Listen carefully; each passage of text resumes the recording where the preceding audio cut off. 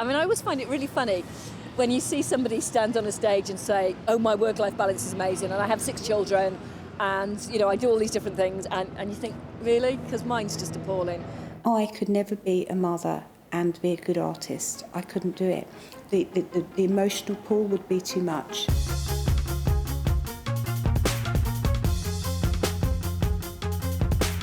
The idea that I would have had to have chosen to not be passionate about either home or work would have been awful for me. And I think I've been myself at home and at work completely. So that if I had a baby on my lap and I was in a film edit, I could be. I wouldn't have to suddenly change personality or behaviour. And it's terrible that we should be asked to question these things at all. I mean, we have this huge, brilliant gift of having wombs and holding babies in our tummies.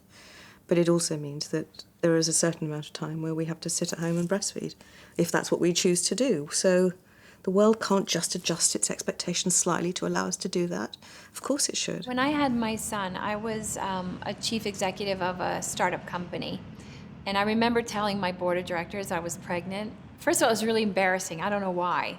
Like, suddenly it was like, oh dear. But when I told them I was pregnant, they were really upset. Like, I could sense that they thought, you know, we'd made a bet on a woman and now she's pregnant. Like, it was really, I could feel it. So I put a lot of pressure on myself and I said, well, I'm going to come back to work as quickly as possible. And I have to say that I missed a few things with my, you know, being a new mother, you really need that time with your child.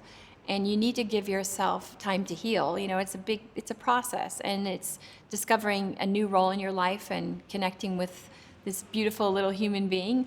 And I went back to work way too soon. It is ridiculous that we somehow think that we should be excluding women because during certain years, and it is only certain years, and increasingly we're all working till we're 90 because we've got no pensions, that there might be this challenge. And I think that we should have the full panoply available to companies to enable them to support women in their workforce whilst they have young children. And, you know, it's still childcaring rests a lot with women. My gynaecologist said to me that I have to have a year out. And he said, really, it's like a sort of sabbatical from life.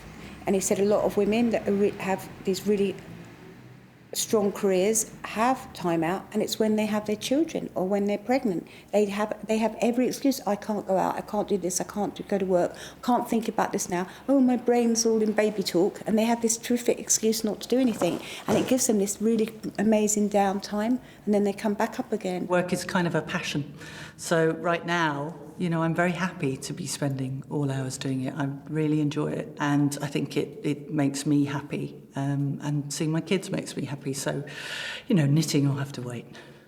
A lot of women don't feel whole or complete unless they've had children. They feel like they've failed, whereas I don't feel like that. And the older I get, the more successful I feel of not having children. I regret not having a companion. I would love to have a companion. Someone to do everything with, the really lovely things, but I have amazing friends, so I can swap my companions over whenever I want, yeah. You know, I feel very happy with the career that I've had, and I feel very happy with everything that I've achieved, but I definitely know that it's been at the expense of, like, you know, spending time with my family or, you know, investing in friendships, and I wouldn't swap it because I'm happy with what I have, but there is always, whatever choice you make, it always has there was an alternative choice that you could have made. I don't know whether I can say I've made sacrifices. It's not a way I'd put it. I've had as much of the world that I could have. I think a better question really is, have my family made sacrifices on my behalf? And I think that they have. I think they forgive me, but they do tease me a lot about me saying, oh, it's going to be great, we'll go along, it'll be fantastic. And then they're going, hold on a second, are you really taking us to somewhere that we like? Or is this really, you know, an installation of modern dance that we'll hate? They began to be very suspicious of my outings. I don't see any reason why it shouldn't be possible to expect people to have the breadth of life, to be mothers, to be parents, to go back to work, to choose to take time off, to do things part-time for a while, to take a view, to read books, to watch other people's films, to imagine, to dream. These are things that matter. I think as a woman, it's really easy to accept guilt, because there's this image that you're meant to be this perfect woman who can do everything, that, you know, you can be a politician or an athlete, and you can bake bread, and you can knit, and you can sew, and you can get your kids to school on time. But my family are amazingly accepting of just, it is how it is.